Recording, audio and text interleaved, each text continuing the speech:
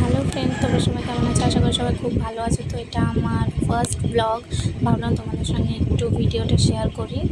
তো দেখো, আমি এখানে দাঁড়িয়ে দাঁড়িয়ে ভিডিও করছিলাম, আর ওদিকে দেখো আমার ছেলে বসে বসে কী করছে। এখানে বসে আছে, বসে বসে কী যেন করছে। ও বাদাম বাদাম খাচ্ছিল।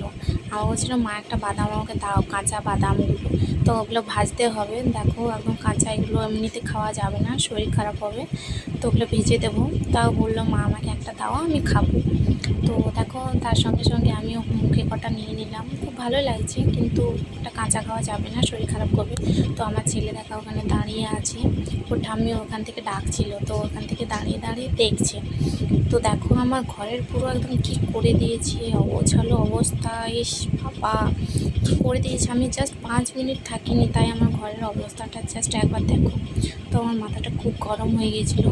তো কী করব, বাচ্চা মানুষ করবে এরকম, আরও কত কী করে না জানি, কত কী বাবা পাগল করে দেয় আমাকে সারাদিনে।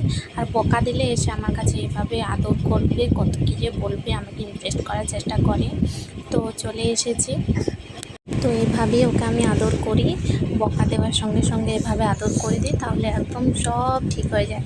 তো দেখো আবার খুনসুটি করছে, তো খুব ভালো লাগে ওর সঙ্গে সারাদিনটা কাটাতে।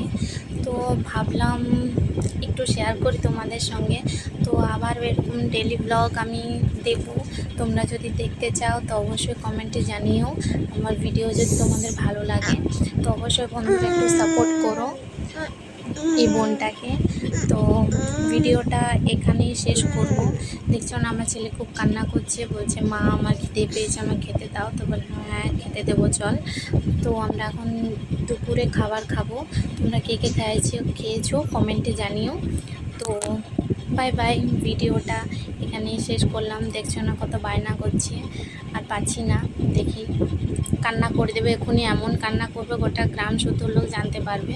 তো যাই হোক, ভিডিওটা এখানেই শেষ করলাম, টাটা।